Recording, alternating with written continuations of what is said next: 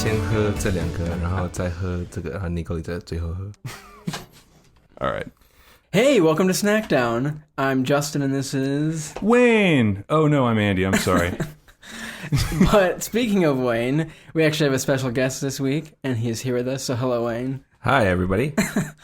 So I feel like we should have saved like a more dangerous episode to have Wayne on, because I feel like whenever Justin injures himself, the first person I think of is you. and I think this is going to be a pretty benign episode, at least in terms of risk of injury. Yeah, everything's already been cut and plated, so... No cutting involved today. Yeah. No cutting. This is a cutless episode. And this is episode 20. And so that's a big landmark. Woo-hoo. And we didn't even plan to like line it up with Wayne being on here. It just worked out that way. So Sweet. It's pretty sweet.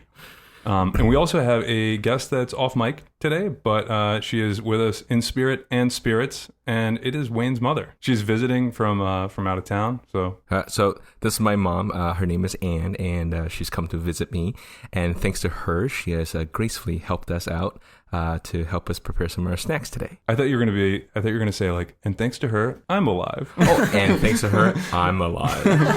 I thought that was just going to be like the end of it. But yeah, most importantly. Yes, obviously. most importantly, yes. Yeah, so because of her, she saved me from cutting things and cutting myself. For sure.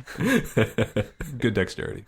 Very high dexterity scores. So do we want to say everything we have, or do we want to... You want to take it one by one? Yeah. Let's do it one by one. So what should we try first? Well, my recommendation is, so these are all very common snacks. I'm just going to tell you guys. So this plate right here, this round plate, we have some very traditional Taiwanese, like snacky foods. Mm-hmm. Which we love. Yes, which we love. And so we have some boiled eggs. Which Andy's going to love. Which Andy's going to love. R.I.P. And over Do you here, have syrup of Epicac?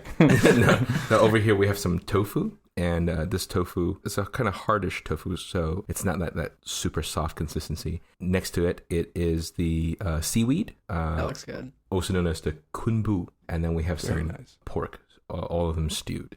Sweet. Yep. Wow. And then my favorite plate is next to it. And this plate is the pan-fried dumplings that I usually make for my friends and family. And you make them obviously from scratch. You're not like, like opening up, like, you're like, I make it for my friends and family. And like you open like... Here's the package. Yeah. So I helped Wayne fold some dumplings once. This is a good story. Did you get invited back? This is a good story. Story time? Okay, story time. I was getting to Wayne's house early, so I played D&D at Wayne's house. We were doing the podcast, and I was like, I'm gonna be able to be at your house early. And he's like, great, that's great. You can help me fold some dumplings. I'm like, sweet, I'll do that. So I get there, and he's like, I've made twice as much stuff because you're here, so we can get through it and we can make all these dumplings. I'm like, Wayne, the same amount of people are coming. We're not going to be able to eat that many dumplings. And he's like, oh yeah. This is just like a test. Because already Wayne makes too many dumplings. Like it's a thing. So there's already there's so many bowls of dumplings and we're all like overstuffed. And so he's like, we can make twice as much. I'm like, but there's the same amount of us. Wayne wasn't looking at the guest list. He was looking at the production line. Yeah, he was looking at the production. I was just looking at maximum efficiency, man. It's like, twice you got the your, people, you got twice your the calculator. You're like, okay, one dumpling maker times 2. That's 2. Make twice as much. Yeah. That's awesome. Well, Andy, you've never had dumplings, have you? I've never had your dumplings. That's going to be good. So let's just try Okay, let's go into dumplings. Dumplings are good. And then we have a drink that we'll go through a little bit when we get to the drink part, but I think we need a little food in our stomach first. Yeah, let's do that. Yeah, let's do that. Yep. All right, well, have at it, guys. So is there a sauce for the dumplings? Oh, yeah. So this sauce is a homemade sauce, and it has a satay base to it, and got some mirin. It's got what? Mirin. Okay. Mirin is again, like most Asian type stuff, it's actually made from fermented rice. That's fantastic. And it has that sweetness to it that tempers the saltiness. And when you put it together with things like satay and soy sauce, it gives that umami taste. Nice. And it's also slightly chili because I added slightly hot because I added some chili sauce in it with some garlic. Is it umami because when you eat it and it's delicious, like, ooh, umami? That's exactly how the Japanese call it. Yeah. Well, that's all the time we have today. Yeah. Oh my god. I'm trying to think of an aipapi sort of equivalent, but I can't. That's great. Well, let's get into it. Those look fantastic. Yeah. And so, tell us what you know and what's your experience with dumplings. I mean, you don't have to pull up Wikipedia, but like, what has been your experience and what do dumplings mean to you? What do dumplings mean to me? Well, I mean, growing up, this was like food when everybody comes together for a party. When I was much younger, I was at home. My mom and dad, they would just go out, buy some groceries, and we just come back home, chop up all the stuff, mince it all together with mincemeat, and we just say, yeah, this is dinner. And the thing is, kids, if you don't fold the dumplings, you don't get to eat the dumplings. Oh, man. and that was an impetus for us to actually come together and learn. So it actually became like a family get together type thing. Yeah. We at the very beginning we're all trying to learn, and it just became a very fun type of thing. Sunday afternoon, all the families sit together. We talk about stuff. We talk about school. We talk about people that we don't like, and then we fold dumplings. And at the end, we have a great meal. Awesome. It would just be like just a gab fest. It sounds like the same thing that happens at like knitting clubs. Pretty much. Except you get to eat the scarf. You eat the scarf. It's time for the sweater eating contest. Yeah. Less fiber, I would hope. Should I get a spoon for the sauce, or should we just like dip it in there? Yeah, spoon would probably be best. So you made them at home. Yeah. And then you brought them here and then fried them up? No, I fried them up at home. Fried them up at home. Oh my gosh. The best way to eat this is you fry it up and you eat it immediately off the pan. That's the best. But because of constraints? Certain constraints. But it'll taste good anyway. I mean, it smells fantastic. It looks fantastic. I mean, the aesthetics are just like really on point. Well, so thank you. Yeah, it took me a while to learn how to fold these, but Wayne was a good teacher and figured it out by the end. I had a great teacher. This is my mom. Yeah, they're one biters, right? Are you taking bites out of it? I'm not putting the whole thing in my mouth. I do 2 biters. They're kind of big. What would you relate the size of this to? Like a fortune cookie, almost? Mm-hmm. Maybe a little bit bigger, stretched out. It's bigger than a fortune cookie. And this is what I make for my D&D group. I gotta start playing D&D. It's good. Like, obviously it's better warm, but I feel like it's not like bad cold. You know what I mean? No. Like cold. some foods you eat hot, and then once they get cold, you don't want them. Yeah. But these, I mean, the flavor and everything is still there. They're still delicious. Yeah. And there's more in the back, so... Okay. In classic Wayne fashion. I went in the kitchen, there's a still bowl of dumplings in there still. The never-ending dumpling supply. All right, I've got a couple questions for you. What the heck was inside that? So, you can make dumplings out of literally anything. Like traditionally, it's Chou. Try a Chou? Yeah. Old discarded leather bits. So, is the word like dumpling just mean a folded over thing with stuff inside? It's not like specific to like what's inside. Dumplings is very much a Western word. In Chinese, we call it 水饺.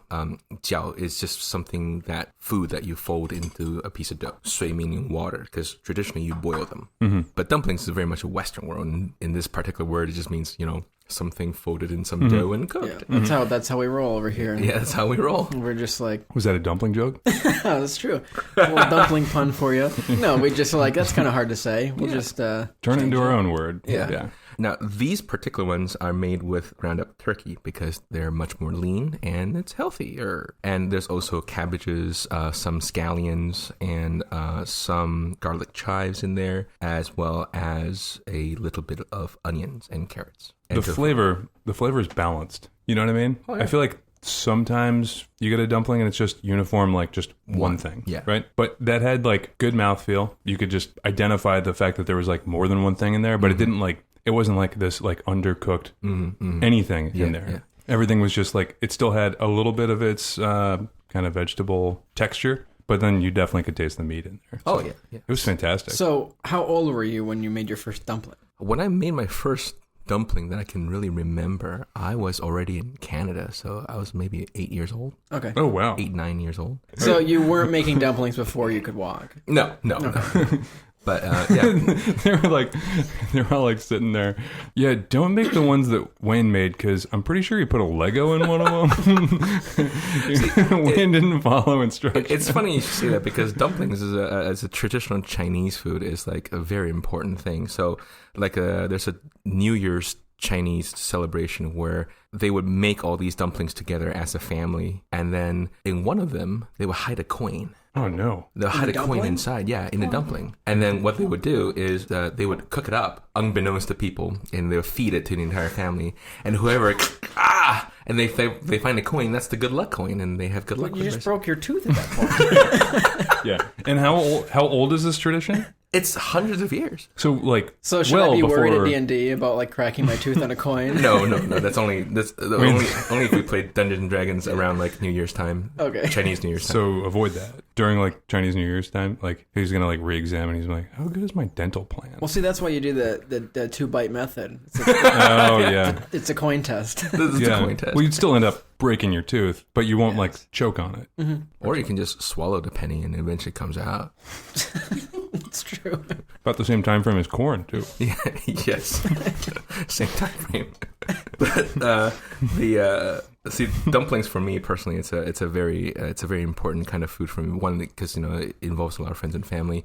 When I was away for medical school, a lot of times, and we didn't have too much. And every time there's a big celebration, I miss home a lot. Mm-hmm. So I would tell all my medical school friends to come to my apartment. And nice. I would roll the dough. I would buy some meat off at the market, which I never ask as to what it is. It's just meat. And, is it labeled just meat? Dumpling meat? No, it's just meat. And then I would spam. I would mince up everything. The thing is, I didn't have a blender, so everything was minced by hand. And then I would fold it, and everybody would come, and they would all make the dumplings, and we'd compare who had the ugliest, and then we would eat that, and then it would be a great celebration. Instead of like the ugly did you, like, duckling. Did you like pin the dumplings on a corkboard and like rate them?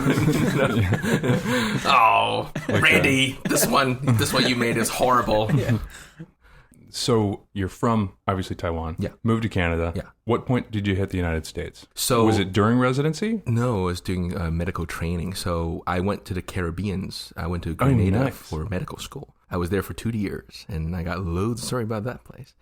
And then after 2 years, I went to Brooklyn, my first time in the U.S. Wow. And then training in Brooklyn taught me a lot about U.S. culture. And then, I'm sure it did. Oh yeah. But it's not everyone, Like, no. Not everybody is like Brooklynites. But don't go to like Iowa and just be like, "Hey, I'm walking here." And you're like, no one's gonna like that in Iowa. No. Also, we don't have any listeners in Iowa, so that was kind of a safe bet. You won't now. Yeah, they might. They might appreciate, my propensity for kindness. Anyway, and then afterwards, I got matched to here in Syracuse, so that's how I came to be here. Okay, cool. Well, so this is delicious. We still have 4 dumplings. We don't have to finish them now because I think we should get a little bit of the next thing in. Yeah. What's the next thing, Wayne? Well, I have brought to you guys a selection of sake. My goodness. Yeah. So one of the things about the Taiwanese culture, which I still really think are part of my roots, is that for geopolitical reasons, Taiwan was a sort of a province of Japan for a long time. Yeah. And so Japanese culture and the Taiwanese culture is very much intermingled, for good or for ill. And for many people, they would say for ill. But for me, growing up in Taiwan, I've just sort of enjoyed Japanese culture. It's sort of one of those cultures that's been side by side along us all the time. Mm-hmm. And having snack foods like this, I always like to, have some sake. So I brought a collection of sake. Right. So, what are we having first? The first one is a very, it's a very common one. So there's obviously different classifications of sake, but this one is called the hakutsuru, or the white crane. And this is a very classic, traditional Japanese sake. It's exported to all different places. You can probably find this at your local Japanese food store. And it's pretty good. And this is already poured in our cups, correct? Yes. Wayne's mother, the bartender, is... Yes, she's... So, cheers. Cheers. Right? Yeah. We've got these little cups, which hopefully you can see on our social sites. But these are Chinese... what type of cups are these for? I mean, is this for sake? So yeah, No. You were telling me that sake is supposed to be drank in a specific thing. Yeah, correct? they're supposed to be drunk in like tiny little bowls, but I don't have them. My mom was just telling me that, you've told me earlier I could have brought them. So because we don't have that, we have these little teacups. Okay. And what's on the teacups, Wayne? Well, on the teacups is Yoda. On yours? Yeah, and very stylized. And on the back, it writes in Chinese characters, Star Wars. Well, cheers. I've never had sake before. Really? No? It is not what I expected. No. What'd you expect? I think something more like less flavorful. No. Oh. It's good. I was thinking more like a vodka type, clean. Yeah. So sake is a kind of a wine-ish, but again, it's made from rice. So what they do is they basically brew and ferment the rice all in the same step.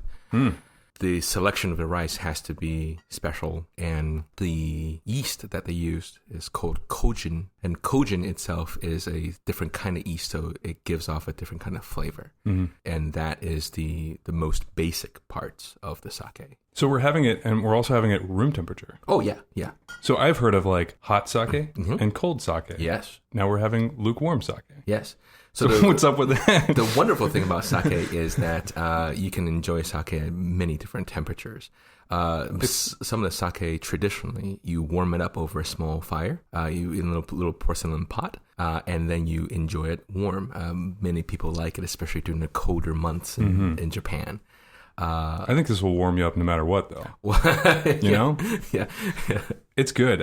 So I've had hot and cold, and I've never had lukewarm. And I was like, hey, Wayne, why isn't there any sweat on that sake bottle?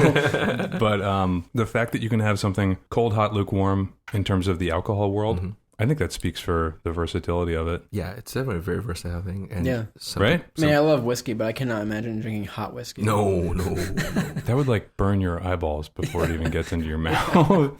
I can't even imagine. You'd have to do it in a straw. Anyway. So here in America, at least, there's lots of like cocktails that involve sake. Oh, yeah. Are those like created here, or are there actually traditional sake cocktails? I think they're more created here. Yeah, I think that's where most cocktails come from. From our cocktail episodes, when I do the origins, they usually end up somewhere in America. Yeah. They take something else and then they say, start chucking stuff at other stuff. Exactly. Put one thing into another. That's so traditionally fantastic. you would drink straight, like a neat sake. Yeah. They chill sake sometimes. It takes away a lot of the other ambient flavors, so you get more of that peaky alcohol taste. If you warm it up, it actually, so for some people and for some sakes, it tastes a little sweeter. That was, I mean, in my experience with sakes, that has a little bit of a sweeter flavor than I remember. Yeah. But it's been a long time, so.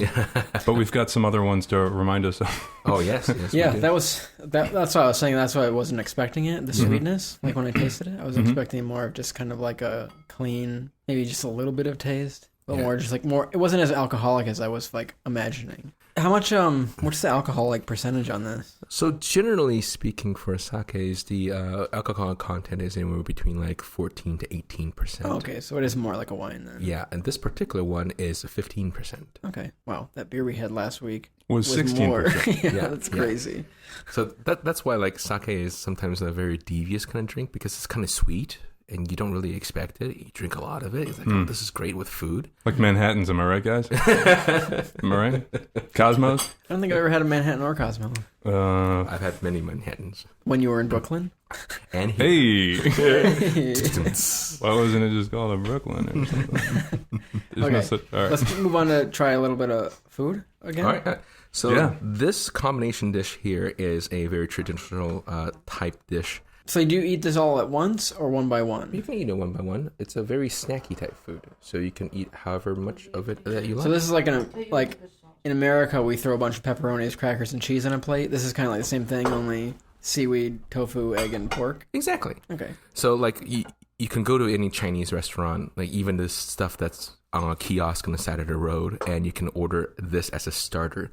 They call it liang cai, meaning cold dish. Okay. Another way of saying it is called lu wei. Lu meaning stewed, wei meaning flavors. So they take basically what they have laying around, they put it in a huge pot, and they stew it for over a long period of time to get that soy sauce flavor and all the other flavors, the meat sauce, into this. So, I mean, tofu by itself has real little taste, but then you stew it, then it's got the taste of the soy sauce and the meat all in it. So please help yourselves. Did he say what was on this as well? Was it off the pot or on the pot? No, he said it on the pot. Okay. He did. Well, you did sprinkle some chives on it, right? Oh, this is just green onions. Green onions, and then what was the sauce you put on it? Oh, the sauce that I put on there is just a thickened soy sauce paste. Okay. Nice. I like the, it almost has like a barbecue, it's stewed, but like the tofu is still nice and light on the inside and has like that like barbecued or smoked sort of look to it, even though I know it's stewed and soy sauced. I'm going right for the tofu first. Just gonna take it quick. God bless America. Yeah. It's great.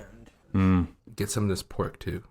Oh yeah. Don't eat the eggs, Andy. I know. So I'm going to eat the seaweed. So what's up with the seaweed? I like it. You do? Oh. Yeah, no, I do. It's like noodled seaweed. Yeah. Is it like minced or like pulverized and then turned into a noodle? No. This is just seaweed. Yeah. So when I was at Wayne's last night, she was cutting, it was a big square that she was... Wow, a big seaweed sheet. Yeah. So Sheet of- this Sheetweed. so this seaweed, they grow in huge clumps on the ocean. Right, And they would just like hoist it up. And what they would do is they dry it after they soak it and wash it in brine. And afterwards, they just dry it up until it gets almost like the consistency of very hard cardboard. And they package that and sell it. And then to cook it, what you have to do is you have to reconstitute it with water and, soak out all the brine. And then you just roll it up with some toothpicks, put it into the stew it. And then you can kind of chop off or like slice it off. And slice it in ribbons. It has a familiar flavor, but I can't think of what it is. Maybe like some vegetable I've had, I feel like. I thought it was kind of a neutral flavor. Like not in the bad way either. Now, the thing is, if you pulverize this, you can actually make the seaweed wrappings that you would find in sushi. Yeah. So if you pulverized it and dried it out and layered it onto like a sheets, then that would actually become the sushi wrapping. Yep. And in Japanese, they call it the nori. So I actually like it in this form better. You do? Oh, yeah. There you go. Yeah. Yeah. It's pleasant. Yeah. And the thing is, if you ever... talk to a ramen chef and stuff like that. They talk about the umami flavor of the ramen soup.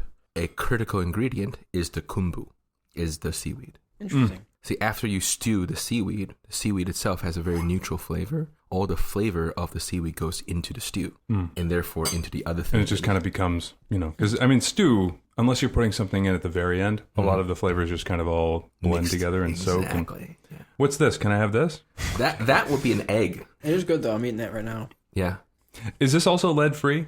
Yes, all of this is lead-free. Okay, very good. Very good. So let me sprinkle some lead in really it just for you guys. Because, it's kind of like a, what would you call it? Like a hard-boiled egg, kind of? Yeah, it's a hard-boiled egg. But then you've stewed it? Yeah. Because it's got, really good flavor to it. Yeah, you stew it with the rest of the stuff. And what happens is the meat flavor goes in, the kombu flavor goes in, the soy flavor goes in. It takes a while for the egg to actually get flavored and colored. So but yeah, it's delicious. It's one of the best forms of egg I've ever had. Yeah, and we love this. We love eating this kind of stuff. All right, we're gonna try. So which sake is this that we were poured? So this is the next sake. It's called the Fuki. And this one I've seen at stores. Yeah. This is a popular. Yeah, this is a very popular brand that's exported from Japan to the U.S. Again, you can find it in most different places, and it is a very standard representation of sake. Please enjoy. I think I'm gonna have to drink sake more. Let's do it. I like the Can we just flavor. be experts in it? We can. We can work on it, right? No one will It is call us tasty, though. experts. It's got a really a unique flavor. It's sweet, but not in a sugary sweetness. No, it's more like a. Where does it get its sweetness from? Because rice itself isn't. That's where they get it from. The idea about using the rice, first and foremost, they have to use a very special rice. They use a very different kind of long grain rice. And to use the rice, they have to polish it. So if you go ahead and look at different... I think it's pronounced Polish? Polish. the Japanese people fly Polish people in just to make it. Yeah, and then the Polish people look at the dumplings and they're like, we kind of do things a little different. We put cheese in there. Yeah. No, so what happens is they would take the long grain rice, and what they would do is they would basically shake it and polish it against rough surfaces so that the outer part of the rice gets broken off. And the core of the rice is the starch-rich part. And that is where the sake derives the sweetness. I'm just stuck on thinking about cheese dumplings now that you said that, Wayne. Justin literally heard nothing after when I was very distracted. You said none of the educational part you were matters at all. joking about the cheese and the dumplings, and I was thinking oh man, wow, that sounds really good right now. went to one of those dream worlds on a TV show, and then, there was Started the almost cartoon cloud above my head. yeah. And it was It just started off like story time music, but Justin wasn't sharing it with anyone. This is I'm gonna eat the pork now. I haven't had This it is yet. Mind Temple. The seaweed is so good. You did a great job. So it's interesting. So the tofu is really good too. Yeah. And I know people that say they don't like tofu. Yeah. And I don't really understand Because tofu just tastes like It's what neutral. you cook. Yeah, it's like a chameleon. It just kind of like blends into what you've baked it with. Yeah. So Whatever like, you cook it with is what that's going to taste like. So I don't understand maybe it's a texture thing. Because I feel like I've met people that are like, I don't like the taste of tofu. I'm like, tofu is anything. Yeah. Who cooked it? You Yeah. know, like what'd you cook it with? Something that you didn't like? Yeah. I also think people sometimes have an aversion to even the thought of replacing like meat with some other thing. I mean, I was like that for a long time, right? And if you gave me like a tofu burger and then a burger side by side, I'd probably pick the burger unless someone told me like, oh, that tofu burger is like really good. Yeah. Well, people want to replace something with flavor and texture, I think. Right, So right. when you replace, instead of throwing beef in something, you're like, oh, I'm going to put some tofu in. Yeah. But then people taste the tofu, and it's like that weird, kind of like a little bit rubbery texture. Then they're like, oh, I don't like tofu. I really think you got to think of tofu not as a replacement. No, it's You know its what I own mean? thing. Like, I think Yeah. people think of it as a replacement, but it's just its own thing that, I don't know, it's good. Okay, so you've never had sake before today, correct? No, I've not. So you had the white crane first, then we had fuki. What was your flavor differences? Could you? I think the second one had a little bit more flavor, like stronger. I thought it was a little bitier though, and a little Yeah. less sweet. Would you The sweetness was a little bit more subtle, but it was good. Would you concur? Agree. Yeah. Of the two, I do prefer the white crane a little bit better. So what are we trying now? So the one that is being poured right now This is the nice one, right? Yeah, this is the nice one. So there's definitely many different levels and grades of sake. This one is considered a genmai sake, and what it is basically the most highest grade of sake that you can get. So without a certain kind of prerequisite that are met, you cannot actually print those words on the bottle. Wow. Yeah. The rice has to be a particular kind of rice. It has to be polished to a particular degree. And then you have to make it with a particular kind of yeast. Wow. And then your quality has to meet a certain kind of standard. It's delicious. Yeah. I think it had the smoothness of the first one. Mm-hmm. It had a little bit more flavor. It had a I don't know, little it's just- afterburn though, Yeah. as compared to even the first two, I would say. Yeah. And this actually has more of a full floral / fruity taste when you first taste it.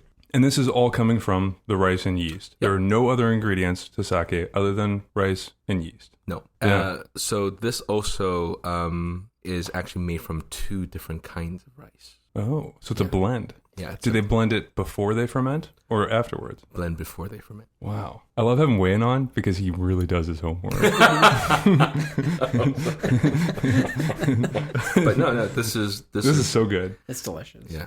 This is So this is a good example of when you spend a little bit more money, it does taste good. So sake it keeps like wine though, right? You would have to drink it fairly quickly. yeah. Most sakes don't keep. Yeah. Only very fewer kinds of sake you can actually keep for a very long time. Yeah. So usually sake is a very seasonal thing. They brew it a season or two beforehand. It takes about 9 full months for it to fully ferment and then bottled and cleared. So then it's more like a yearly type of industry. Yeah. So it takes 9 full months, huh? Yeah. Like a baby. Like a baby. Like a little baby. We're Like just my- making her a little sake baby. Yeah, like a little sake bomb. Sake bomb, baby. So I think that's one of the reasons why I like whiskey is because it keeps. So Yeah. like by myself, if I bought like a thing of sake, I had to You'd just be go to like- town on the sake. Crack your knuckles and be like, guess I'm going hard this Here we weekend. go. I'm opening this sake. Yeah. So, Sake and cereal. but that's cool. I guess I didn't realize that sake was so close to like a wine. I was thinking of it more as a liquor, which is why I think I was surprised by the flavor. Yeah. Because I was expecting Like a deeper a burn. stronger, Yeah. I was expecting like a 35-40% Oh, yeah. type yeah, thing. yeah. I can get that if you want. Maybe the winter months In the winter months. How where we about need to really warm our bones. Yeah. Yeah, during Christmas we could have the eggnog sake. Have you heard of Yeah. that? Yeah. Anyway. But yeah, moving I heard on. that's a good drink. Yeah. So. Yeah, I really, really like the fact that this can be cold, hot, lukewarm. Yeah. That's fantastic. One of the best ways to enjoy this is if you don't have a little fire pit is you put it in a cup and microwave it for about 6 to 7 seconds. We can do that right now. Justin doesn't have a microwave. Oh, never mind. Do you not? I don't have a microwave now. Well, where would I put a microwave? Yeah. I don't know. Bedroom? Yeah. Ding. Hot pockets in bed? That sounded good. Hot pockets in bed sounds good. That's what you do. I don't agree with either of you. You put a microwave in your bedroom, right? Yeah. Okay, go. So you get breakfast Hot Pockets. Breakfast Hot Put one in the microwave. Go on. Close it. Go to sleep at night. Your alarm goes off. Instead of hitting a 5-minute snooze on that, you set the microwave timer. Go back For to 5 sleep. minutes. You wake up to a Steaming Hot Pocket. breakfast. How long does a Hot Pocket go in? Justin would be like, I need 10 more minutes, and it's like exploding. It's like 3 to 4 minutes. You would go to sleep for 3 or 4 minutes? I wouldn't because I'd be too excited about the Hot Pocket. No, you would not. That would lose its luster, Justin. You know it. You know it. You really just wake excited up. about like a kid on Christmas waiting for your parents to wake up to open the presents. I'd be like waiting for the ding. Waiting for the Hot Pocket ding. Mm-hmm. Ding. If I could get Pocket away ding. for it to start going, if there was an app on my phone that would start my microwave, To get like that'd be a really to get, like, expensive microwave. a Wi-Fi just for microwave? me to eat Hot Pockets. So all you Apple engineers out there listening to this pod, you know what to make next for your iPhones. If you see Justin posting onto Facebook, or if you see any of us posting onto Facebook, and it says like sent from Justin's microwave, you know we hit it big. You know you can do that in like your fridge now. Like Imagine sending a text from your microwave. It's just like beep boop beep boop. Yeah. Oh my God, I love This is so good. Yeah. I'm just smelling my cup now. Yeah. It's just good. Let's just do this more, right? Yeah, Can we this just should. Justin's gonna get some like, Asian cuisine like Hot Pockets, and then we'll like do that for an episode, and then he'll be like, and now we've got a $38 bottle of sake. And I'm like, To go with the Hot Pockets. bad pairing, Justin. Inappropriate, Justin. So this next, the last of the sake that we brought is a nigori, also known as the muddled sake or the Ooh. dirty sake. And what it is sake that has been only roughly filtered, so that some of the lees or some of the particulates from the actual fermentation process remains in the sake. So the idea is to drink it, but before you drink it, give it a little shaky shake. Yeah, ASMR that. That's good. That's good. Oh yeah, it's definitely like it went from a clear to a milky. And some people like the nigori because you can taste the actual rice particles, and it's said to be a little bit smoother and a little bit sweeter. But this one's not as like popular. Right? No, it's also very popular. But if you were like a high class sake connoisseur, if that's a thing, So would you think of that as like dirty or? No, you wouldn't think of it dirty. You would think of it as common. I made it sound like common, such a bad word. I'm sorry about that connotation. Peasants. This is so provincial. Ooh. Definitely not worth my palate. There's some folks in Taiwan that have like a rich Northeast. Yeah, super rich Northeast. Ooh, you going on the Cape this weekend? The Hamptons. This almost has an acetone sort of smell to it. Would you agree or disagree? Oh, yeah. Just on like the nose. first smell. Yeah. So this is actually best served chilled. So did not chill it. So my apologies. I like it. Very different though. Yeah. Yeah, it's very different. It is smooth though, like what you were saying. So smooth. Yeah. very, It's very silty. smooth. Mm-hmm. It's like a very. It's a little thicker, like Yeah, it's thicker. like yeah. liquidy, like liquid thicker. But if you even just taste the there's an aftertaste where you can actually still taste some of the sweetness of the particulates. It definitely lingers. Yeah. That's really good. It's a little more sour though. I taste like a little sour. Yes, and that's from the fermentation. Nice. Knuckles on that. Booyah! That's cool. I like this. By the way, do you want to take a quick break? We can can get take some a more break. dumplings if you want. Yeah. Oh yeah. Let's take a quick break, and then we're gonna eat some dumplings, and we'll be right back.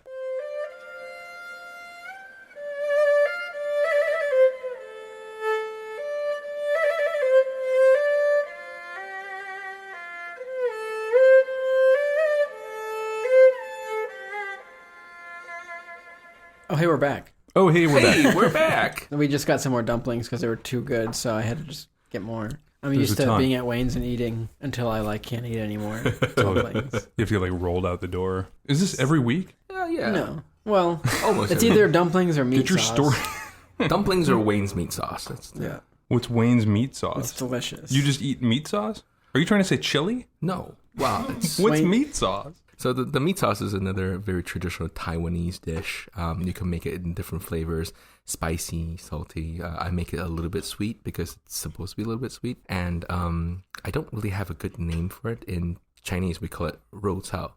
So there's really no good English translation. So it just becomes meat sauce. Rotao? Yeah, rotao. It's so good though. Let's just call it that instead of meat sauce. Yeah, but the meat sauce sounds more exciting. What is it? Does it? That's your opinion? That's what you got out of that? Especially when these guys are saying, "Oh yeah, it's Wayne's meat sauce tonight. Gonna put all Wayne's meat sauce." You know, now that you say it like that, it does sound a little exciting. It's super exciting. At least it's not Wayne's meat surprise. Oh gosh. We put it on like noodles or rice. Mm. It's absolutely delicious. We had that last night. Yep. So after this, I guess I was a little voluntold that I'm going to help with graduation photos for someone. Mm-hmm. No. I don't know anything about graduation photos. All I know is you stand there with a very hot robe. No, not like that. Or I guess senior photos. That's what I mean. That's what I mean. Oh, senior photos. I did senior photos for a kid once. I feel like for the guys, they're like clutching whatever, like, you know, kind of dumb thing that they were really into in high school, or folding their arms. Mm-hmm. Was there a lot of arm folding? There's arm folding, yeah. And then he really liked climbing trees, so there was like a picture of like him in the tree. So technically the same, right? Yeah. He was holding onto a tree. Yeah. He was holding onto something that he really liked that was kind of silly at the time. Yeah. So, He nailed it. Yeah, it's usually like a lacrosse stick or a Yeah. basketball Yeah. or like... And you're like, ah. You're I like, still remember my senior photo. what were you holding, Wayne? I was not holding anything. My hands were just hanging dumpling on By your my side. side. I was staring at the camera like I've never seen a camera before, just eyes wide open. Were you at the police department? I'm pretty sure that's a mugshot. It felt like Not a senior photo, Wayne.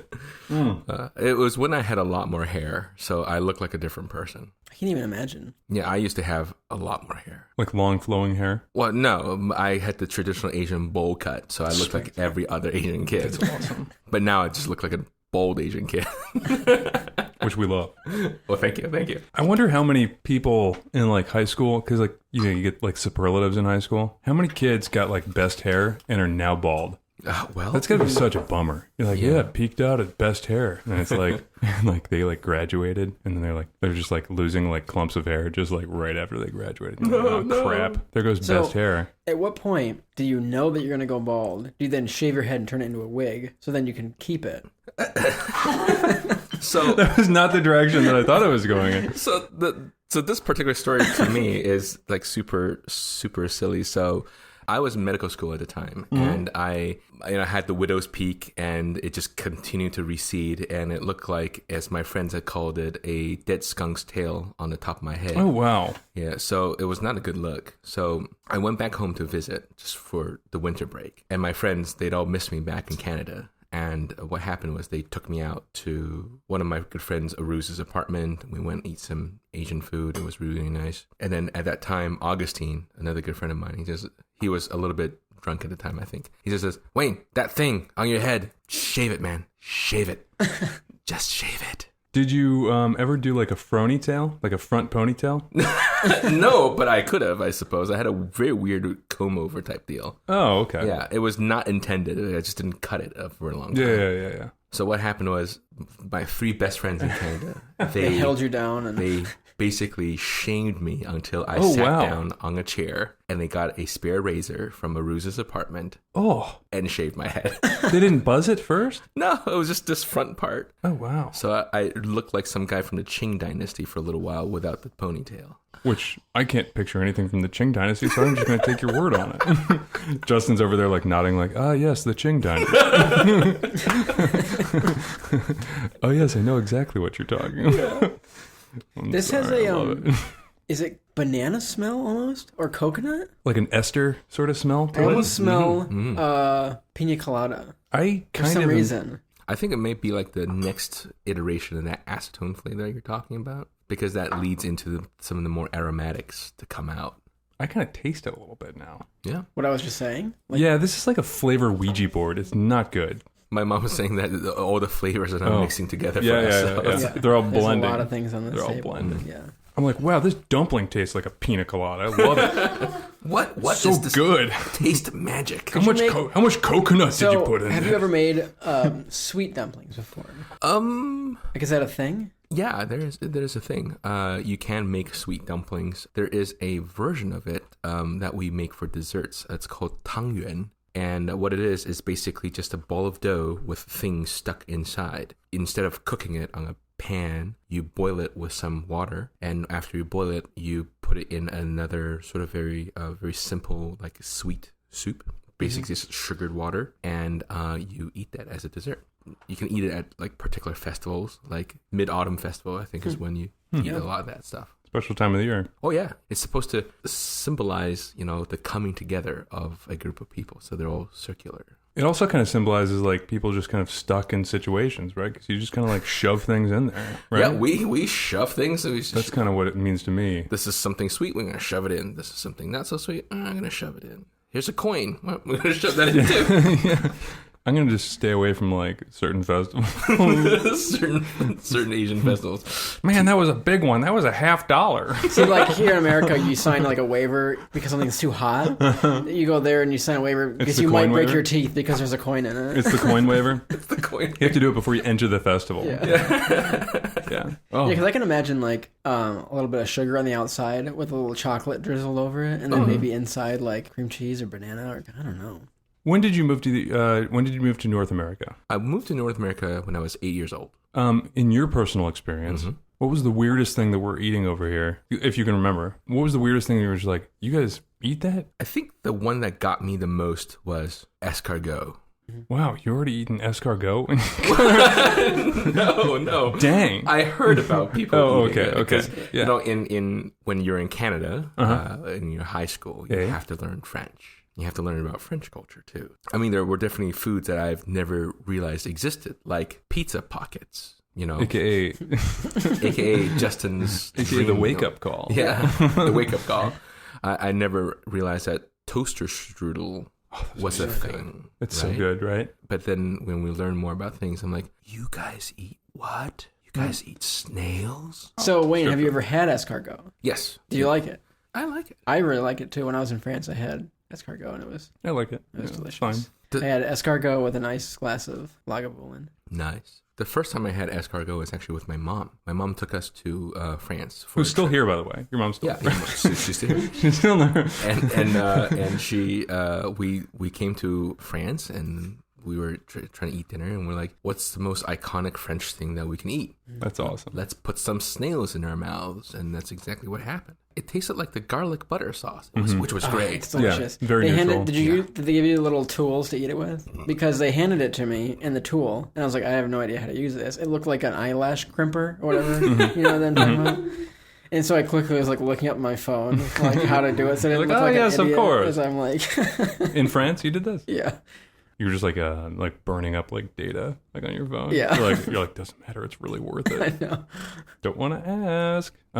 Cool. Well, thank you very much for being on the pod today. Well, thank you. No, it's my pleasure to be bringing you guys this food and talking about food. It's delicious. kind of what we're all about. Yeah. Thank you for bringing the sake. Thank you for bringing your mother to the podcast. Oh, yeah. She was our like resident bartender. We've never had a bartender on the pod. No, well, true. now you So have. let's talk about some firsts that happened today. All right, first. Never had like 4 people in the same room for the pod. Sweet. So that's a first. Never had a Canadian on the pod. Yes. So Gotta never, rep. never had someone that's bilingual on the pod.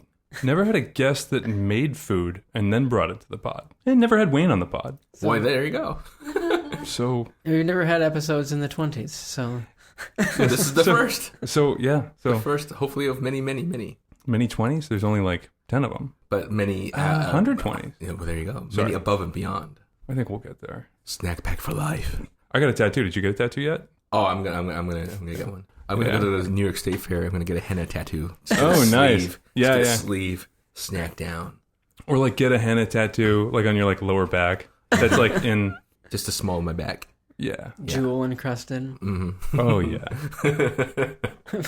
More. But thank you But for thanks for opening up our eyes to snacks from Yes. Taiwan Yes. and drinks from Japan. Yes. Very happy to have shared it all with you guys, and hope to do it more in the future. Thanks for listening today. Follow us on Facebook, Instagram, and Twitter. And you can find this episode and others like it on iTunes, Apple Podcasts, and Spotify, and some other places. And you can go to our website at www.snackdownpod.com. Oh, yeah. How do you say... You can't even translate that. I don't think you can. Or like eat some snacks or something like that. 吃点点心. I'll never be able to say that. Never mind. Let's just do snack you later. Can we try something easier? What's goodbye? We just say bye bye these days. Bye bye. Or you can say 再见, 再见. Snack you later. And then whatever Wayne said. 再见. 再见. 再见. 再见.